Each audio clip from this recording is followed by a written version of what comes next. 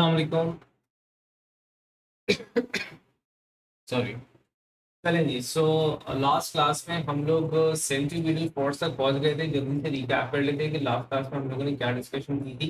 ठीक है, और आज फिर सेंट्रीफ्यूगल फोर्स को एंड इसके स्पेसिफिक केसेस को स्पेसिफिकली जो इसके डिफरेंट केसेस बनते हैं हॉरिजॉन्टल में वर्टिकल में, उसको जो है वो डिटेल में देखेंगे। ठीक है। अच्छा, हम लोग सेंट्रीफ्यूगल एक्सेलरेशन तक पहुंचे थे। हमने कहा था, अच्छा सॉरी, चलें जी। I am so sorry, mic mute था। इतनी सारी चीजें होती हैं मैनेज करने को, ध्यान से निकल जाती हैं। चले, तो मैं ये कह रहा था कि हम लोगों ने लास्ट क्लास में सेंट्रीपिटल एक्सेलरेशन, सेंट्रीपिटल फोर्स का डिस्कशन कर लिया था। एक छोटा सा रिकैप लेंगे कि हम लोगों ने क्या किया था, और उसके बाद जो है वो हम डिटेल में इसके केसेस देखना शुरू करते हैं आपसे। देखिए, सबसे पहले हम लोग, जो हमारी इतने दिनों से बात चल रही थी कि we are talking about an object जिसका एक सर्कुलर मोशन परफॉर्म कर रहा है, which is moving in a circular path. ऐसे में इट्स कवरिंग सर्कुलर डिस्टेंस जिसको हम आर्क लेंथ कह रहे हैं। ठीक है ना। ऐसे में he is making an angle from the centre जिसको हम एंगुलर डिस्प्लेसमेंट कह रहे हैं। The rate at which this angle is been subtended उसको हम एंगुलर डिस्प्लेसमेंट कह रहे हैं, एंगुलर वेलोसिटी कह रहे हैं। ओमेगा से एंगुलर स्पीड, एंगुलर वेलोसिटी और एंगुलर फ्रीक्वेंसी मैंने कहा था। ओमेगा से उसको रेफर किया था। और फिर हम लोगों ने लास्ट क्लास में बात की थी एक लीनियर स्पीड की। लीनियर स्पीड वो जिससे वो ट्रांसलेटरी मोशन कर रहे हैं ऑन द सर्कुलर पाथ। ठीक है। अब सिंस मैंने कहा कि वो उसकी जो स्पीड है, magnitude of the velocity it's constant, direction continuously change हो रही है, तो due to the change in the direction that object would be said to accelerate. उसकी acceleration, change in velocity is due to the change in the direction only. Now that particular acceleration is directed towards the center. Why? Acceleration is always directed towards the direction of the resultant force. Such thing happens only due to the resultant force which is directed towards the center perpendicular to the velocity, जिससे magnitude के अंदर change नहीं आ रहा, direction में change आ रही है. That centripetal acceleration is given by the formula v square over r, where v is the linear speed, magnitude of the linear velocity, and r is the radius of the circular path. और मैंने कहा था कि हम इसको refresh करते हैं in another way. Since v is r omega हमारे पास, तो हम इसको r ओमेगा स्क्वायर भी लिख सकते हैं जब हम इसको यहाँ पर रिप्लेस करेंगे। यहाँ पे r radius of the circular path हो गया था, and omega is again the angular speed हमारे पास। फिर मैंने कहा था कि देखें, the change in direction according to the first law is caused by a resultant force. अब हमारा ऑब्जेक्ट तो मुसलसल डायरेक्शन चेंज कर रहा है, at every point direction change कर रहा है, तो यहाँ पर it is acted upon by an unbalanced force. That unbalanced force is referred as centripetal force, a force which is directed towards the centre of the circular path.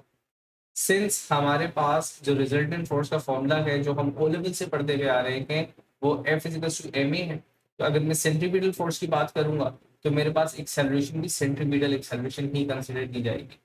Centripetal acceleration की जगह if I substitute v square over r, तो centripetal force का एक formula मेरे पास m B square over r बना था, and if I replace r omega square, तो एक फॉर्मूला मेरे पास बन जाएगा एम आर ओमेगा स्क्वायर। ये दोनों ही फॉर्मूलाज वैलिड है according to situation, according to the given data. हम सेलेक्ट करेंगे कि हम कौन सा जो फॉर्मूला है उसको सेलेक्ट करने वाले। अब सेंट्रीपिटल फोर्स की ये थी मैथमेटिकल बातें। सेंट्रीपिटल फोर्स की जो हमारे पास कॉन्सेप्चुअल बातें थी हमने उनको देखना था। कॉन्सेप्चुअल बात हमारे पास क्या थी, मैंने कहा था सेंट्रीपिटल फोर्स, पहली बात ऑलवेज टुवर्ड द सेंटर, नाम से जाहिर है। ठीक है। सेंट्रीपिटल फोर्स हमने कहा था कि एक अनबैलेंस फोर्स है, it always has to be an unbalance force. According to first law, अगर फोर्स बैलेंस हुई तो ऑब्जेक्ट अपनी डायरेक्शन कभी भी चेंज नहीं करने वाला। ठीक है। तो centripetal force it has to be an unbalance force. और दूसरी अहम बात जो हमने की तो ये कही थी कि centripetal force is an adjective. Centripetal force एक इटसेल्फ एग्जिस्टिंग फोर्स नहीं है। सेंट्रीपिटल फोर्स हर उस फोर्स का नाम दिया जाएगा जो एक सर्टेन सिचुएशन के अंदर ऑब्जेक्ट को ऑब्जेक्ट की वेलोसिटी के परपेंडिकुलर एक्ट कर रही है, या ऑब्जेक्ट को सर्कुलर पाथ मेंटेन करने के लिए हेल्प आउट कर रही है। ठीक है। उसकी एग्जांपल मैंने क्या की ली थी, मैंने कहा था कि सेंट्रीपिटल फोर्स, अगर मैं अर्थ की एग्जांपल लूं रिवॉल्विंग अराउंड द सन, तो सेंट्रीपिटल फोर्स जो है वहां पे उन दोनों के दरमियान जो ग्रेविटेशनल फोर्स है it acts as a centripetal force. ठीक है।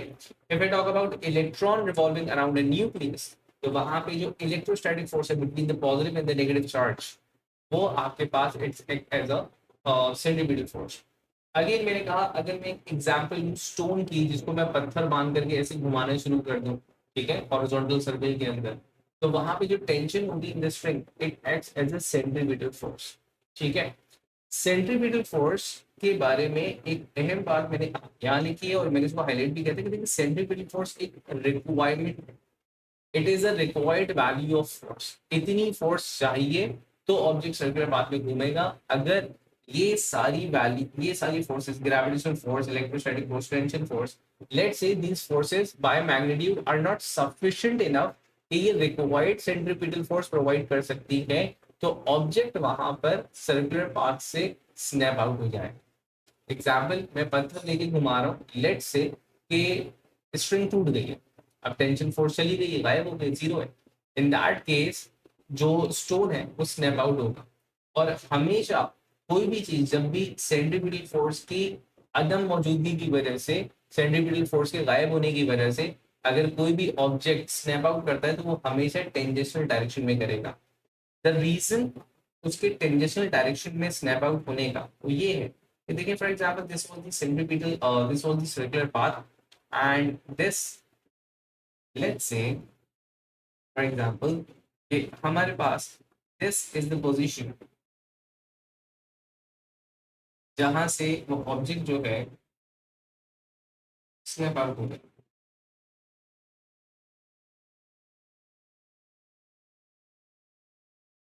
ठीक है, ये वो पोजीशन थी जहां से वो स्नैप आउट होगा, जहां से वो टेंशन या जो भी फोर्स थी इसकी, लेट्स से सेंट्रीपिटल फोर्स एकदम गायब हो जाती है। इस वक्त इसकी जो डायरेक्शन थी वेलोसिटी की वो ये, ठीक है, तो in that case object will travel, continue travel in the direction of its velocity, तो tangential to the circular path. तो ऐसे अगर घूम रहा था तो वो इस तरह करके निकलेगा, कोई सा भी ऑब्जेक्ट हो, जैसी ही सिचुएशन आपके पास हो, राइट। तो ये बात शायद हम लोगों ने पहले भी मेंशन की थी। अब हम स्पेसिफिक केसेस देख रहे हैं ऑफ सर्कुलर मोशन। ठीक है, तो हम बेसिकली इसको कैटेगराइज करेंगे, दो कैटेगरीज बना रहे हैं, हॉरिजॉन्टल सर्कल्स का एंड वर्टिकल सर्कल्स का। हॉरिजॉन्टल सर्कल्स एज इन के ऑब्जेक्ट जो है वो हॉरिजॉन्टल प्लेन के अंदर घूम रहा है, उसका जो एल्टीट्यूड है with respect to the gravity, with respect to the ground level, उसका हाइट ना बढ़ रहा है ना कम हो रहा है। इन दैट केस वो हॉरिजॉन्टल सर्कल कहलाएगा। Vertical circle Ferris wheel type का, ठीक है, एक एग्जांपल है, उसके अंदर थोड़ी सी मैथमेटिक्स की डिफरेंस आ जाते हैं। तो सबसे पहले हम देख रहे हैं हॉरिजॉन्टल सर्कल्स।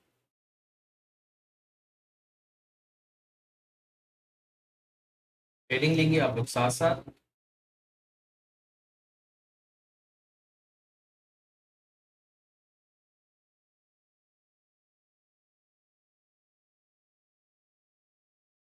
हॉरिजॉन्टल सर्कल्स है क्या,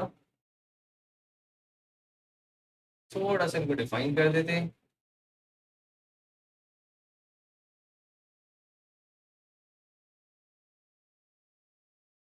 हम लिखेंगे if an object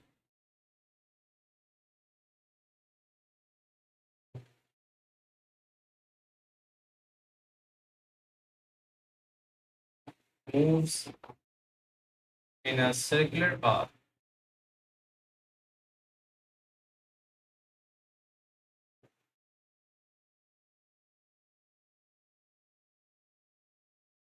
at a constant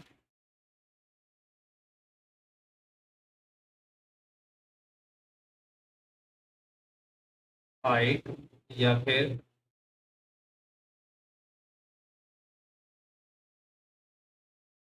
you भी लिख सकते हैं it's altitude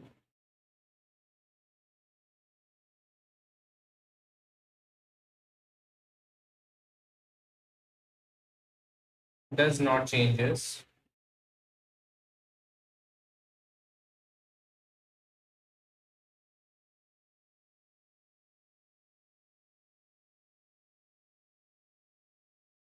it is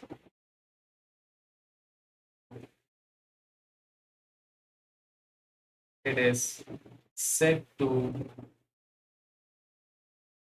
perform horizontal circular motion.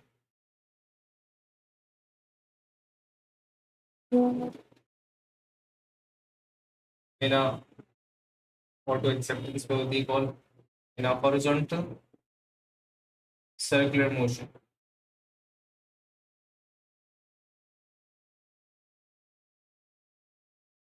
ठीक है।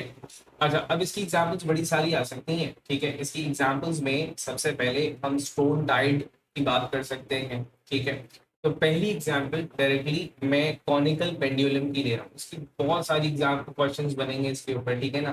तो फर्स्ट एग्जाम्पल हमारे पास जो हम फर्स्ट केस देख रहे हैं that is of a conical pendulum.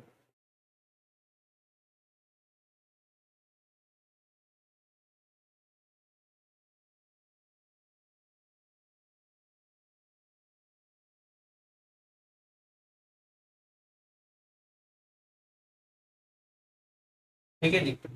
अच्छा, what is a conical pendulum? आपने एक सिंपल पेंडुलम तो देखा था। ठीक है, अब अगर मैं एक पेंडुलम को लेकर उसको कॉनिकल शेप में जो है वो रोटेट करवाऊं इस तरह। For example I have a pendulum tied up to some rigid support. ठीक है, now that pendulum was supposed to, yeah, is actually hanging this way vertically। ठीक है, लेकिन हम क्या कर रहे हैं, हम इसको डिस्प्लेस कर रहे हैं फ्रॉम इट्स एक्चुअल पोजीशन और उसको हमने रोटेट करवाया है इन अ कॉनिकल फॉर्म इस तरह।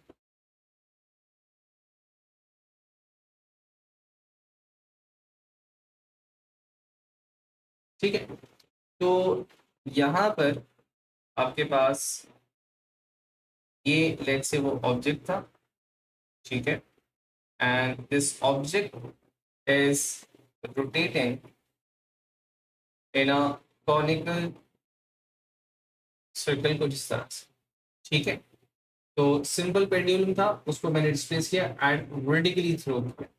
अब यूजुअली क्या होता है कि हम पेंडुलम्स ये देखते हैं कि पेंडुलम्स आपके पास इस तरह कुछ मूव कर रहे होते हैं, लेकिन मैंने यहाँ पे इसको डिस्प्लेस करके एक लेट से इस डायरेक्शन में वेलोसिटी दी, तो यूं वो कॉनिकल पेंडुलम के अंदर घूमना शुरू हो गया। ठीक है, कॉनिकल शेप ले लिया। अब देखिए उसके ऊपर सबसे पहले जब आप सेंट्रीपिटल फोर्स देख रहे होंगे, सर्कुलर पाथ तो है इसका। सेंट्रीपिटल फोर्स अगर आप देख रहे होंगे तो आपने देखना होगा सबसे पहले उसके ऊपर लगने वाली तमाम फोर्सेस कौन कौन सी है। ठीक है, so let's talk about the forces and the quantities जो हम लोगों को जिसका ध्यान दे रहे हैं। ठीक है, तो देखिए एक फोर्स लाजमी तौर पर एक फोर्स लग रही होगी जो कि इसका टेंशन फोर्स होगा, इसका वेट होगा और इसके ऊपर एक टेंशन फोर्स होगा। ठीक है, तो मैंने कहा कि लेट्स से, मैंने कहा कि इसका वेट डाउनवर्ड एक्ट कर रहा है किस तरह। ठीक है, और इसकी जो टेंशन फोर्स है वो कुछ यूं है इधर। ठीक है, अब क्योंकि it is inclined at an angle theta, जब कोई भी अननोन एंगल होगा from the vertical level, it is inclined to an angle theta, तो यहाँ पे इसके टेंशन के मेरे पास दो कंपोनेंट्स बन जाने वाले। ठीक है ना, या फिर मैं यूं भी कह सकता हूँ कि मैं इसके वेट के दो कंपोनेंट्स बना सकता हूँ। ठीक है, अच्छा, टेंशन के जो दो कंपोनेंट्स हैं, ये हमारा वर्टिकल लेवल था। अब टेंशन के जो दो कंपोनेंट्स हैं, हम इसको वेट के रिस्पेक्ट से जो मैंने बोला वो भी सॉल्व कर सकते हैं, लेकिन यूजुअली हम इसको टेंशन के रिस्पेक्ट से सॉल्व करेंगे। Tension is the bigger force over here. Tension का एक कंपोनेंट ये वर्टिकल कंपोनेंट होगा। ठीक है, और एक कंपोनेंट ये हॉरिजॉन्टल कंपोनेंट होगा। ठीक है, विद रिस्पेक्ट टू थीटा अगर मैं इनकी वैल्यूज लिखूं तो this would be T, if this angle is theta again, तो ये हो जाएगा T sine theta. I hope components को बनाना हमें एएस से याद होगा। जो भी एंगल के साथ वाला कंपोनेंट होता है that is the cosine component, जो एंगल के सामने वाला कंपोनेंट होता है that is the sign component. अच्छा, अब मैं इसको यहां बनाऊं या एग्जैक्टली इस पोजीशन में बनाऊं डजंट मैटर, तो मैंने इसको यहां बना दिया था, ये टी साइन थीटा हो गया था, और ये मेरे पास हो गया था टी कॉस थीटा। ठीक है, अब यहाँ पे अगर टी साइन थीटा को देखो तो टी साइन थीटा क्या कर रहा है आपके पास, सॉरी टी कॉस थीटा आपके पास वेट को बैलेंस आउट कर रहा है। ठीक है, सिंस मैंने कहा था कि ये हॉरिजॉन्टल पाथ है, इसका एल्टीट्यूड चेंज नहीं होना, तो अगर मैं इसको घुमा रहा हूं तो T cos theta is actually changing, is actually balancing the W, वो इसका हॉरिजॉन्टल लेवल मेंटेन करके रखा हुआ है, इसका वर्टिकल लेवल सॉरी मेंटेन करके रखा हुआ है, ना ऊपर जाने दे रहे ना नीचे जाने दे रहे। ठीक है, अब रही बात टी कॉस थीटा की, तो टी कॉस थीटा को देखो, पहली बात it is towards the centre, एक चीज, दूसरी चीज it is perpendicular to the velocity, तीसरी बात इट इज अनबैलेंस्ड। तो अनबैलेंस भी है, टुवर्ड्स द सेंटर भी है, और परपेंडिकुलर टू द वेलोसिटी भी है, तो हम ये कह सकते हैं कि T cos theta is actually the force जो कि यहाँ पे as a centripetal force act कर रही है। ठीक है, तो इन बातों को थोड़ा सा लिख लेते हैं, उसके बाद फिर मैथमेटिकली इनके ऊपर जाते हैं कि हम इसको ट्रीट किस तरह करेंगे। मैंने कहा T cos theta is equals to weight, ठीक है, T sine theta it is towards the centre,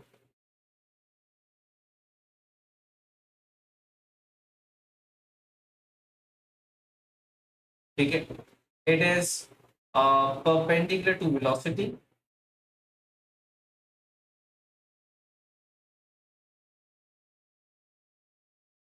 and more importantly it is unbalanced।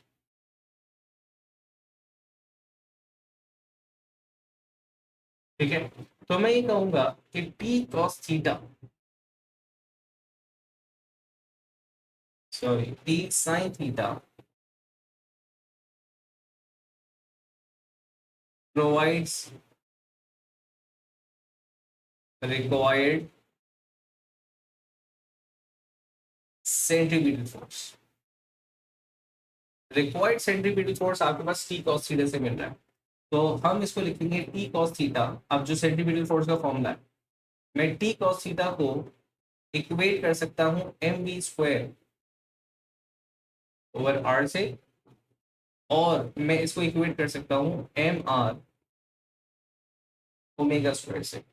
ठीक है, अब यहाँ पे ये आर क्या है और यहाँ पे ओमेगा क्या है, इसको और एम क्या है वो गौर से सुनना।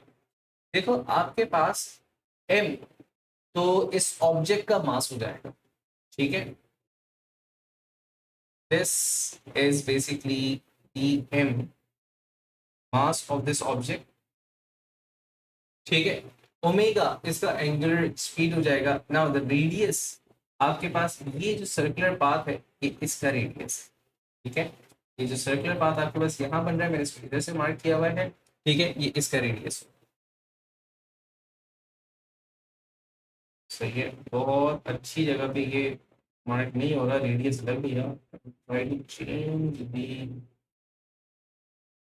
डायग्राम अ बिट ताकि वो रेडियस लगे थोड़ा सा। अब ये कुछ जा करके रेडियस लग रहा है,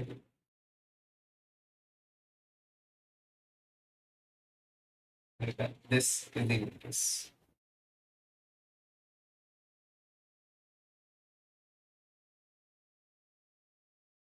ठीक है,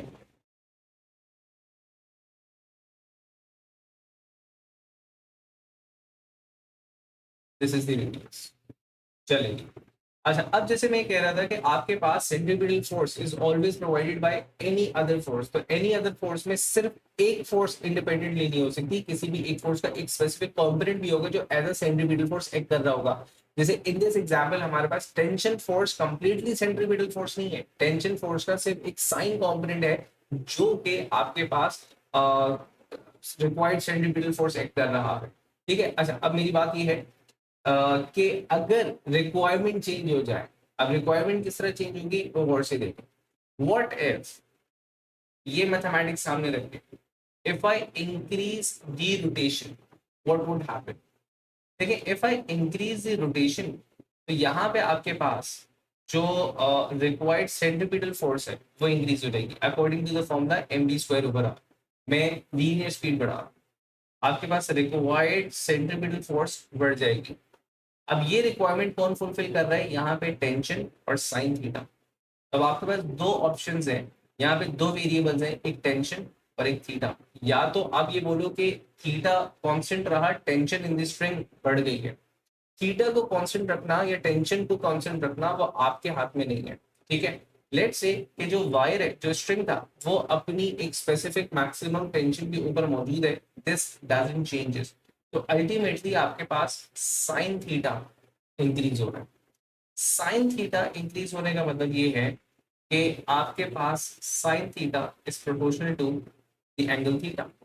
तो अगर आप स्पीड बढ़ाते हो तो ये जो एंगल है थीटा ये बढ़ जाएगा। मतलब अब अगर मैं किसी चीज को घुमा रहा था स्लोली, ठीक है, तो उसका वर्टिकल से एक एंगल बना हुआ था। लेकिन अब अगर मैं उस चीज को जरा तेज घुमाना शुरू कर दूं, उसकी वेलोसिटी को बढ़ा दूं, तो वो लेफ्ट होना शुरू हो जाएगा थोड़ा। उसका जो सर्कल है, उसका जो रेडियस है वो बढ़ता चला जाएगा, उसका जो एल्टीट्यूड है वो राइज करता चला जाएगा। तो हम ये नहीं कहेंगे सर कि देखो एल्टीट्यूड चेंज हो गया ना, हम ये बोलेंगे एक नया सर्कुलर मोशन को परफॉर्म कर रहा है with respect to the new value of the centripetal force, ठीक है। तो पहला केस जो हम यहाँ पे थोड़ा सा अमेंडमेंट कर रहे हैं, आई होप यहाँ तक की बातें क्लियर हुई होंगी। मैंने कहा कि इफ वी इज इंक्रीज्ड, अगर वी बढ़ाते हैं तो पहले स्टेप में रिक्वायर्ड एफ सी इंक्रीजेस, ठीक है। एफसी की रिक्वायरमेंट बढ़ गई है, पहले लेट से 20 न्यूटन चाहिए थी, अब 24 न्यूटन चाहिए, पहले 24 चाहिए थी, अब 30 न्यूटन चाहिए। कोई भी वैल्यू स्पेसिफिक वैल्यू वो इंक्रीज हो चुकी है, ठीक है। और since F C is T sine theta, if T is constant, मतलब बहुत ज्यादा चेंज नहीं हो रहा टेंशन की वैल्यू, बहुत ज्यादा चेंज नहीं, ठीक है। तो इन दैट केस आपके पास क्या होगा, टेंशन तो बहरहाल इंक्रीज होगी, या फिर मैं इस फैक्टर को हटा दूं, फ्यूजन ना क्रिएट करें, मैं लिखूंगा sine theta increases, hence theta increases. Theta increase होने का मतलब ये है कि ऑब्जेक्ट का जो वर्टिकल लोकेशन है वो बढ़ रहा है। अब ऑब्जेक्ट कुछ यहाँ पर आ चुका हुआ है और वो अब इस सर्कुलर पाथ के अंदर घूम रहा है,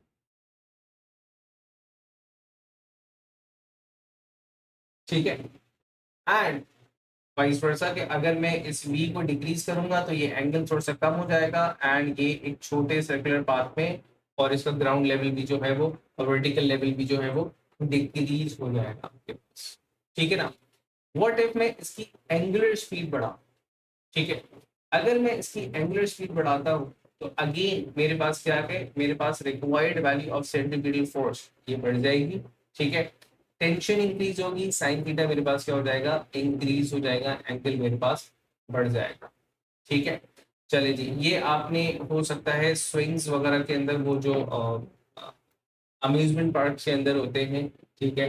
और अगर आपने विजिट किया हुआ है बहरिया टाउन का एडवेंचर लैंड, तो वहां पे इस टाइप का एक फेयर राइड है, ठीक है। उस राइड के अंदर बिल्कुल इसी तरह का सिचुएशन है कि इट्स लाइक उसके ऊपर बहुत सारे ऐसे स्विंग्स हैंग हुए हुए, एंड ये इस तरह रोटेट करता है, ठीक है ना। अगर आपने उसको देखा हो, वो रोटेट करता है, और जैसे ही उसकी स्पीड बढ़ना शुरू होती है, हम एलिवेट भी होते चले जाते और हमारा एंगल भी बढ़ता चला जा रहा होता है, ठीक है। और ग्रेजुअली वो अपनी स्पीड रिड्यूस करता है, तो हम आहिस्ता आहिस्ता जो है वो हमारा एंगल भी कम होता चला जा रहा होता है और हम वर्टिकली डाउनवर्ड भी आते चले जा रहे होते हैं, ठीक है। So that's one of the example.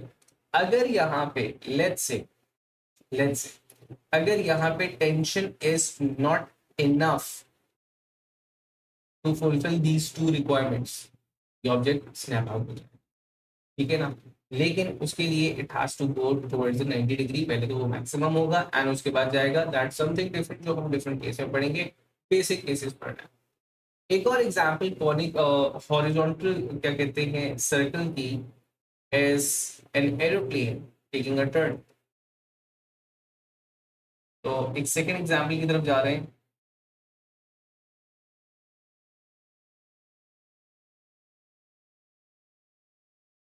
Aircraft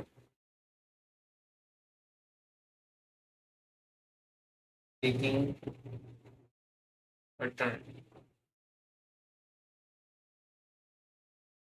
चलें, अब ये तो एक्सपीरियंस किया होगा आपने या विजुअलाइज तो किया ही होगा कि जब भी आपके पास एक एरोप्लेन जो है वो टर्न लेता है तो वो टिल्टेड होता है, ठीक है ना। उसके टिल्टेड होने का रीजन क्या होता है वो यहाँ पे हमने समझा, ठीक है ना, उसके टिल्टेड होने का रीजन क्या है। चले, ठीक है, सबसे पहले तो आई बी मेकिंग अ डायग्राम जो I hope it looks like an aeroplane from the front side, ठीक है, ना लगे तो कोई बात नहीं, ठीक है। सो लेट्स से कि एक एयरक्राफ्ट, एक रफ एयरक्राफ्ट को हम देख रहे हैं दैट इज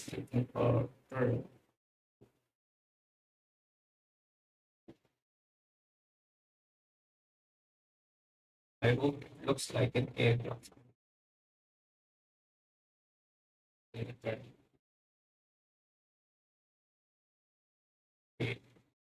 फ्रंट व्यू है एरोप्लेन का, क्योंकि लग नहीं लगे एरोप्लेन है।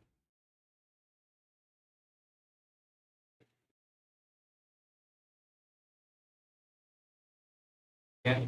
So this is an aeroplane, a funny one.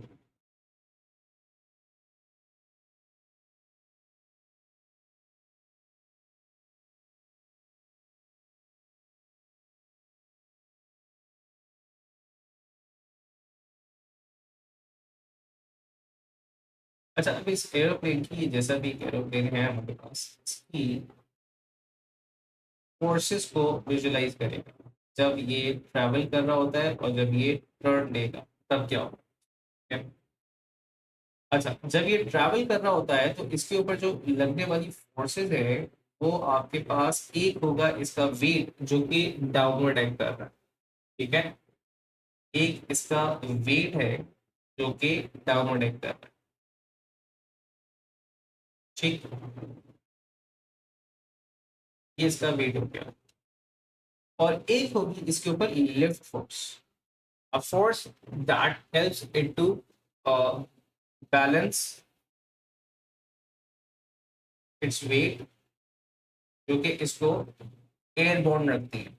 तो वो हो गई आपके पास एक lift force, that lift force is acting upward in direction, ठीक है। ये उसकी लिफ्ट फोर्स होगी। आप इसको एयर की तरफ से अपथ्रस्ट कह लें या कुछ भी कह लें, खैर अपथ्रस्ट तो हम इसको नाम नहीं देते, मल्टीपल फोर्सेस, ठीक है। जिस वक्त ये अपनी बिल्कुल वर्टिकल पोजीशन के अंदर होगा ना, जिस सॉरी हॉरिजॉन्टल पोजीशन के अंदर स्ट्रेट चल रहा है, तो इस वक्त ये वेट और ये जो अपथ्रस्ट फोर्स लिफ्ट फोर्स है ये बैलेंस है, ठीक है ना। What if it decided to takes a turn, ठीक है। अब जैसे ही ये एक टर्न लेने की कोशिश करेगा तो इन दैट केस इसका वेट तो अभी भी डाउनवर्ड होगा, लेकिन बेटा इसका जो लिफ्ट फोर्स है वो एक सर्टेन एंगल बना चुका हो, सही है। और वेट इसका स्टिल डाउनवर्ड है,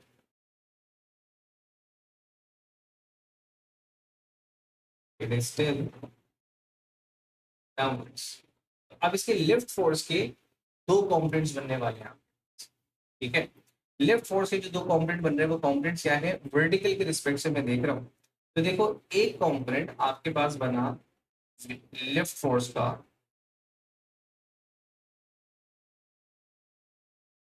ये एंगल मैंने वर्टिकल के रिस्पेक्ट से किया, और एक कंपोनेंट आपके पास बन रहा है ये which is horizontal component. Again अगर मैं इन कंपोनेंट्स को नाम दूं तो this the vertical component is T cos theta, ठीक है, एडजेसेंट, एंड ऑपोजिट मेरे पास हो जाएगा टी साइन थीटा, राइट। अब टी कॉस थीटा क्या कर रहा है, हमें डायग्राम जो बता रही है कि T cos theta is balancing out the weight, ठीक है, एंड टी साइन थीटा हमें रिक्वायर्ड एफ सी प्रोवाइड कर रहे हैं। And according to the diagram, according to the forces, ये ऑब्जेक्ट, ये जो प्लेन है, ये कुछ इस तरफ ऑफ टर्न कर रहा होगा हमारे पास। एंड अगर ये इसको on the other side turn करना होता तो ये इधर बेंड होता, ये इधर बेंड क्यों होता, सो दैट के जो लेफ्ट फोर्स है उसका कंपोनेंट इस सेंटर की तरफ आए, वो रिक्वायर्ड सेंट्रीपिटल फोर्स दे, ठीक है। अब देखिए इसमें कॉन्सेप्चुअल नोट करने वाली बड़ी सारी बातें आ जाती है हमारे पास। सबसे पहली बात क्या आ रही है, सबसे पहली बात क्या आ रही है कि आपने देखा होगा, अगर आप एरोप्लेन में डेफिनेटली आपने ट्रैवल किया है तो इस तरह वो टिल्ट लेता है, ठीक है। अच्छा, जब वो टिल्ट लेता है तो हमें अपना वेट लेसर फील हो रहा होता है, एक सेंसेशन सी आती है हमारे अंदर जिसपे हमें ऐसा फील होता है कि वक्ती तौर पे जैसे शायद एरोप्लेन नीचे की तरफ जा रहा है, ठीक है ना, नीचे की तरफ नहीं जा रहा होता। देखिए सबसे पहली चीज, the weight is the sensation of the normal reaction force, ठीक है। जिस वक्त एरोप्लेन स्ट्रेट ट्रैवल कर रहा है उस वक्त हमें एक स्पेसिफिक नॉर्मल रिएक्शन फोर्स मिल रहा है जो कि slightly is the lift force, ठीक है, जो हमारे ऊपर भी एक्ट कर रही है। अब जैसे ही इट टेक्स अ टर्न तो लिफ्ट फोर्स का वो जो एक पूरा लिफ्ट फोर्स हमारे ऊपर एक्ट कर रहा था, अब उसका एक सर्टेन कंपोनेंट जो है वो एक अनदर फोर्स की तरफ जा रहा है, दैट इज सेंट्रीपिटल फोर्स। तो मैं जो फील कर रहा था पहले the complete the force L, अब मैं उसका एक component L cos theta experience कर रहा हूँ। वो एल कॉस थीटा जो कि मेरे वेट को बैलेंस कर रहा था, वो सेंसेशन जो दे रहा था मुझे अपने वेट को फील करने के लिए। अब क्योंकि मेरे ऊपर वो लगने वाली फोर्स कम हो चुकी है तो मुझे ऐसा लगेगा कि मेरा वेट कम हो गया, एंड अपरेंटली मुझे ऐसा लगेगा कि शायद मैं नीचे की तरफ जा रहा हूँ, और मैं नीचे नहीं जा रहा हूँ, ठीक है। दूसरी बात ये है कि the greater the turn is, the higher the value of this T sine theta would be, ठीक है। यूजली जो कमर्शियल प्लेन्स होते हैं उन कमर्शियल प्लेन्स का जो टर्न होता है इट्स अ लॉन्गर टर्न, एक बहुत बड़ा सा सर्कुलर पाथ बनाते हैं। उस सर्कुलर पाथ का रेडियस बड़ा रखने का रीजन क्या होता है, उस सर्कुलर पाथ का रेडियस बड़ा रखने का रीजन ये होता है कि आपके पास this is given to be m we square over r, ठीक है ना। अगर मैं इस रेडियस को लेट्स से कम कर देता हूं, ठीक है, if I take a shorter turn, अगर एरोप्लेन जो है वो एक शार्प टर्न ले रहा है तो रिक्वायर्ड सेंट्रीपिटल फोर्स बढ़ जाएगी। Now that required centripetal force को बढ़ाने के लिए क्या करना पड़ेगा, पहली बात उसको अपनी वेलोसिटी बहुत ज्यादा बढ़ानी पड़ जाएगी, दूसरी बात उसको अपना ये जो एंगल है इसको बढ़ाना पड़ेगा, ठीक है ना। तो वो बिल्कुल ही आपके पास जो है ना ये एक शॉर्ट टर्न इस तरह का हो जाएगा, जो कि यूजली हमें कहाँ देखने को मिलता है, फाइटर जेट्स के अंदर देखने को मिल रहा होता है। Fighter jets takes short turn, तो आपने देखा होगा इन वीडियोस वगैरह, और रिसेंटली तो हमने बहुत ज्यादा उसको देखा है कि whenever fighter jets take a turn, a short turn, तो वो अपनी पोजीशन बिल्कुल ही वर्टिकल कर लेता है, ठीक है ना, अपनी ओरिएंटेशन बिल्कुल चेंज कर लेता है, because it requires a maximum force जो कि टुवर्ड्स द सेंटर एक्ट करे। तो वो अपना पूरा सरफेस एरिया जो है वो लिफ्ट फोर्स पे लगा देता है आपके पास, ठीक है। Now this thing is not possible in the commercial plane, possible as in के मुझे नहीं पता कर सकते हैं वो नहीं कर सकते, लेकिन कर लेंगे तो चीज ऊपर मच जाएगा। तो इस वजह से वो शायद नहीं करते, इस वजह से they take a longer turn, ठीक है। तो अब यहाँ पे इस चीज को जरा मैं यहाँ पे लेकर आऊं, ये जो हमने सिचुएशन दी, तो हम लिखेंगे aircraft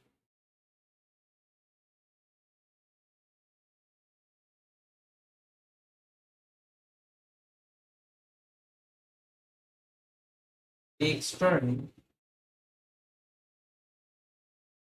in a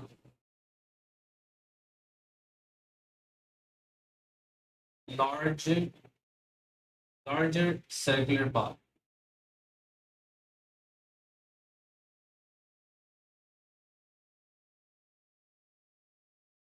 Greater distance, greater radius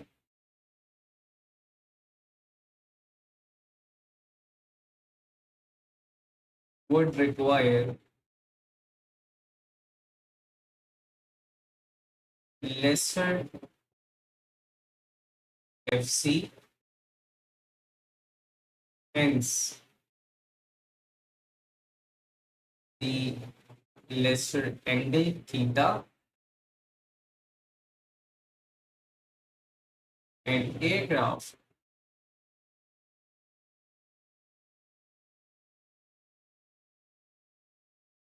would require tilt less.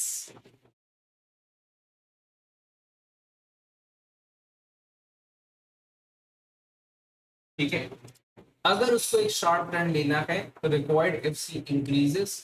In that case requirement को फुलफिल करने के लिए क्या करता है, वो अपनी स्पीड, उसी की लिमिटेशन है, वो हर जगह अपनी स्पीड नहीं बढ़ा सकता। ठीक है, तो वो क्या करता है, वो अपने टिल्ट को इंक्रीज कर देता है।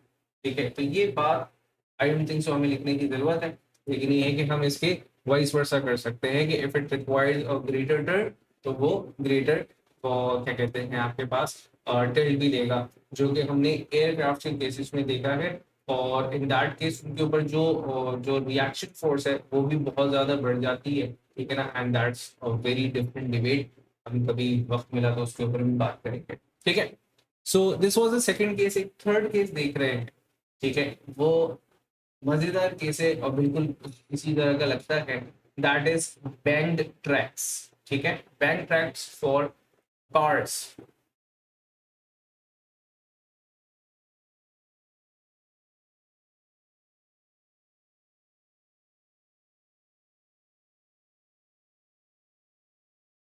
Now, what bank tracks are?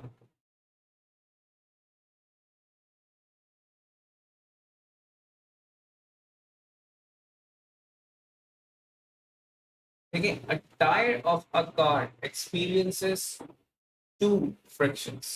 ठीक है, एक होती है उसकी रोलिंग फ्रिक्शन, ठीक है, और एक होती है उसकी स्लाइडिंग फ्रिक्शन। रोलिंग फ्रिक्शन क्या है, देखें, अगर आपके पास there is a tyre of a car, let's say ये मेरे पास एक टायर है। ठीक है, and this tyre is rolling in a forward direction. इस तरह ये रोल कर रहा है। ठीक है, तो इन दैट केस इसको एक फ्रिक्शन बन रही होगी इन ऑपोजिट डायरेक्शन, कुछ इस तरह फ्रॉम दी सरफेस। ये इसकी रोलिंग फ्रिक्शन है। ठीक है, तो मैंने कहा this is the direction of movement,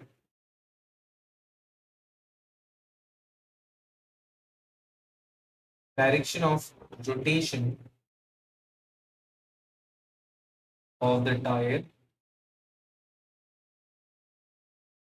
ठीक है, एंड ये मैंने कहा दिस इज रोलिंग फ्रिक्शन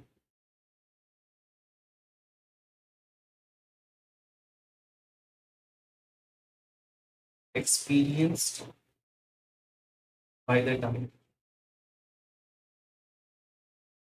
ठीक है, अब ये सारी बातें थी जो हम लोगों ने ओ लेवल्स की, एएस की लेवल तक की केमिस्ट्री काइनेटिक एनर्जी के अंदर और काइनेमैटिक्स के अंदर हम लोगों ने देख लिया था। ठीक है, जो फ्रिक्शन वगैरह ऑफर टू द टायर्स में ये है, स्किड कर जाएगा अगर आपके पास रफ हो गई, ये सारी चीजें। अब हम एक डिफरेंट क्या कहते हैं उसकी बात कर रहे हैं,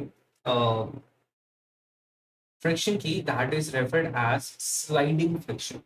स्लाइडिंग फ्रिक्शन क्या है, ठीक है, वो अब गौर से देखिएगा। ठीक है, I hope I am able to make what I am trying to make is a side view of the target. Okay.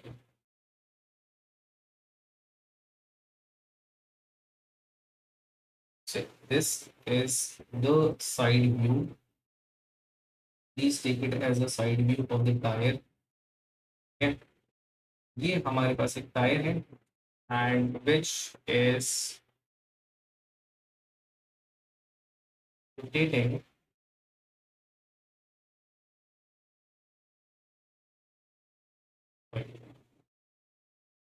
this side view of the tire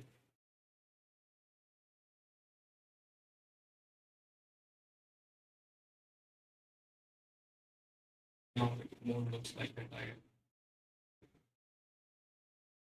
which is rotating actually. ठीक है, तो एक तो वो rolling friction थी. Prava is in the direction not opposite. It is in opposite direction, isn't it? Opposite direction. देखिए, if the tire is rotating in this direction, तो इसका सरफेस के साथ जो इंटरेक्शन है इधर का है. जो फ्रिक्शन इसको ऑफर हो रही होगी वो इन दिस डायरेक्शन ऑफर होगी. ऐसा ही है. It is in opposite direction. Rolling इस तरफ हो रही है, फ्रिक्शन इस तरफ है. तो बिल्कुल इस लोकेशन को देखो. टायर की movement, the object is moving this way, friction इधर ऑफर. Getting the point? ठीक है, चले. तो मैंने कहा कि अब मेरा जो जो टायर है वो रोल कर रहा था इन दिस डायरेक्शन और वो रोलिंग फ्रिक्शन तो उसको मिल ही रही थी. लेकिन मेरी गाड़ी for example it was taking a turn. ठीक है ना, टर्न एंड लेट्स से कि जो उसका टर्निंग पाथ था जो भी गाड़ी का था वो आपके पास कुछ इधर था. तो in that case this tyre would experience another friction जो कि होगा इसका स्लाइडिंग फ्रिक्शन.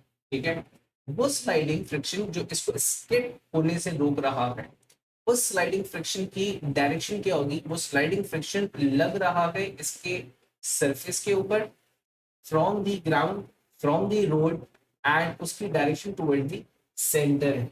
ठीक है, so this would be referred as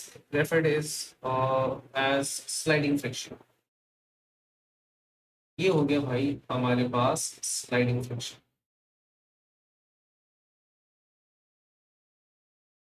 ठीक है, तो अब अगर मैं अपनी गाड़ी को गोल गोल घुमा रहा हूं तो मुझे दो फ्रिक्शन चाहिए. In order to move forward I need a rolling friction. In order to move in a circular path there must be required centimetre force की फुलफिलमेंट. वो मुझे टायर की स्लाइडिंग फ्रिक्शन कर रही है. व्हाट इफ अगर road गीला है तो स्लाइडिंग फ्रिक्शन नहीं मिलेगी, मैं स्किड आउट कर जाऊंगा. जैसे बारिशों में अक्सर हम देखते हैं ना कि बाइक वाले टर्न कर रहे हैं तो स्किड आउट कर गए. क्यों स्किड आउट कर गए? कि वहां पे जो टायर था उसकी जो फ्रिक्शन थी वो इनफ नहीं थी कि वो सेंट्रीफ्यूगल फोर्स प्रोवाइड कर सके. या फिर टायर वोर्न आउट थे, या फिर बजरी वगैरह पड़ी हुई थी. वहां पे फ्रिक्शन को रिड्यूस करने का कोई भी एक एलिमेंट, तेल, बजरी, कोई भी चीज थी जो कि वहां पे पड़ी हुई थी. ठीक है, लेट्स से कि अब मैं एक ऐसी सिचुएशन पर आ गया हूं जहां पे अब उसके लिए मैं क्या कर सकता हूं. ठीक है ना, अब पहले इस पे बात कर लेते हैं. आपके पास ये जो स्लाइडिंग फ्रिक्शन है, sliding friction, this sliding friction is providing the required FC, that is mv square over r. ठीक है, अब यहां पे मैं एक स्पेसिफिक स्पीड के साथ जा रहा हूं और मेरी रिक्वायर्ड सेंट्रीफ्यूगल फोर्स एक स्पेसिफिक वैल्यू है. अगर मैं उस रिक्वायर्ड सेंट्रीफ्यूगल फोर्स की वैल्यू तक नहीं पहुंच पा रहा हूं, रिक्वायरमेंट फुलफिल नहीं हो रही, तो एक तरीके का ये है कि मैं अपने रेडियस को बढ़ा दूं. अगर मैं अपने रेडियस को बढ़ा दूंगा तो रिक्वायरमेंट ऑफ सेंट्रीफ्यूगल फोर्स क्या हो जाएगी? कम हो जाएगी. What if I am not reducing the speed, what should I do next? I should increase the radius. तो यूजुअली आपने देखा होगा कि जब भी सर्कुलर रैम्स के ऊपर जो हमारे पास ब्रिजेस होते हैं, सर्कुलर ब्रिजेस होते हैं, जब भी उसके ऊपर गाड़ी चल रही होती है उसको स्पीड भी मेंटेन करनी है क्योंकि वो एल्टीट्यूड के ऊपर चढ़ रही है और उसको एक सर्कुलर पाथ के अंदर भी टर्न करना है. तो ऐसे में यूजुअली गाड़ियां जो फ्रॉम दी राइट साइड पे चढ़ रही होंगी वो लेफ्ट की तरफ मूव करते जाती हैं आहिस्ता आहिस्ता. ठीक है, तो क्यों मूव कर रही है? वो ऑटोमेटिकली एक सबकॉन्शियस माइंड में ड्राइवर के होता है वो रेडियस थोड़ा सा इंक्रीज कर रहा होता है in order to reduce the requirement of the centripetal force.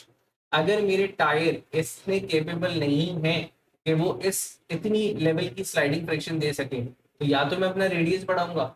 Let's say कि if I can not increase the radius, ठीक है, तो I should reduce my speed.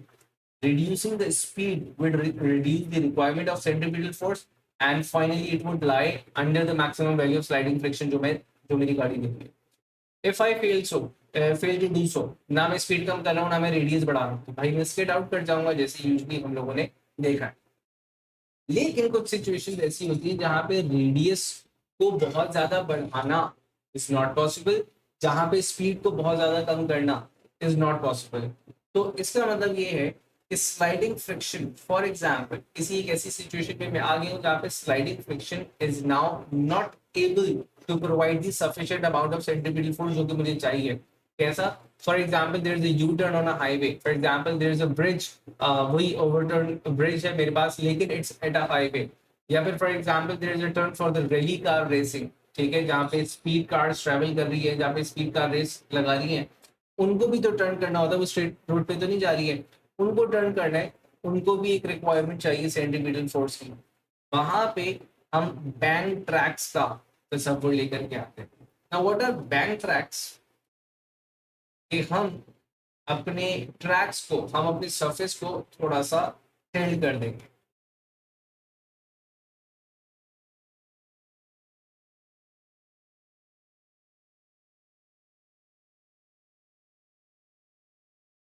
एक सेकंड,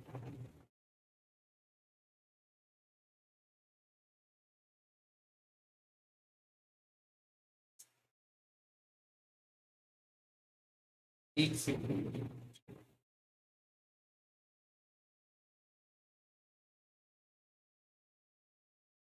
चलो, तो हम क्या कर रहे हैं बैंक ट्रैक्स के अंदर, यूजली जो हमारा रोड था, it was a vertical road, horizontal surface road, ठीक है, और उसके ऊपर जो हमारी गाड़ी थी, ठीक है, अब I need to draw the front view of a गाड़ी, तो मैं बहुत रफली बना रहा हूँ,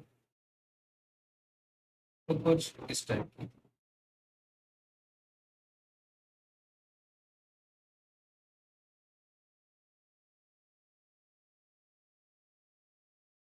ठीक है, this is a car, let's से front view of a car देख रहे हैं आप, इसको जज नहीं करेगा, आपने कॉन्सेप्ट्स के ऊपर देखने के, ठीक है। चलिए, तो यहाँ पे इसके टायर्स मौजूद थे, very funny alien looking car. अब इसके यहाँ पे टायर्स मौजूद हैं जो कि इसको रोलिंग फ्रिक्शन दे रहे थे। Now it totally looks like a alien something. तो लेट्स नॉट जज माय डायग्राम्स राइट नाउ, ठीक है। अगर ये फ्रिक्शन इनफ नहीं कर पा रहे तो मैं अपने इस ट्रैक को थोड़ा सा टिल्ट कर दूंगा, like this. Let's take it again. मैंने अपने ट्रैक्स को क्या कर दिया, टिल्ट कर दिया। Now the tilted tracks are referred as bank tracks, ठीक है। टिल्टेड ट्रैक्स जो होते हैं वो आपके पास बैंक ट्रैक्स कहला रहे होते हैं, ठीक है। जो आप लोगों ने, आपने यूजली देखा होगा कि ऐसे जब हम ब्रिजेस के ऊपर चढ़ रहे होते हैं, जो टर्न ले रहे होते हैं, तो वो ट्रैक्स जो होते हैं वो हमारे पास टिल्टेड होते हैं स्लाइटली, बहुत ज्यादा नहीं, स्लाइटली। डेफिनेटली स्पीड कार्स के लिए जा रहे हैं जहाँ पे कार रेस वगैरह लगा रहे होंगे, तो वो बहुत ज्यादा टिल्टेड होते हैं। रीजन क्या है वो और से देखिएगा। देखिए यहाँ पे इसके ऊपर जो लगने वाली फोर्सेज है उनको थोड़ा सा जल्दी से एग्जामिन करते हैं। एक फोर्स इसकी डाउनवर्ड एक्ट कर रही थी कुछ इस तरह, वो था इसका वेट, और एक फोर्स था नॉर्मल रिएक्शन फोर्स जो कि यहाँ पर एक्ट कर रहा, ठीक है।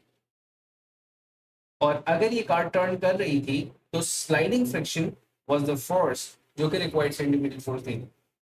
लेकिन अब अगर ये कार एक बैंक ट्रैक के ऊपर है तो इसका जो वेट है इट्स स्टिल डाउनवर्ड्स, ठीक है, वेट इज स्टिल डाउनवर्ड्स। और आपके पास इसका जो नॉर्मल रिएक्शन फोर्स है इट इज नाउ एंगल, ठीक है। नॉर्मल रिएक्शन फोर्स एक एंगल के ऊपर आ चुका हुआ है। अब नॉर्मल रिएक्शन फोर्स के बेटा बन जाएंगे दो कॉम्पोनेंट्स, ठीक है। one of the component of normal reaction force balances out the weight,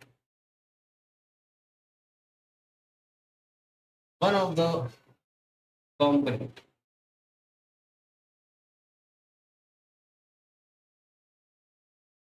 ठीक है। लेट्स से कि मैंने कहा कि मैं इस वर्टिकल एंगल की बात कर रहा हूँ जिस थीटा हुए हेयर, सही है। तो यहाँ पे मेरे पास this theta, this is are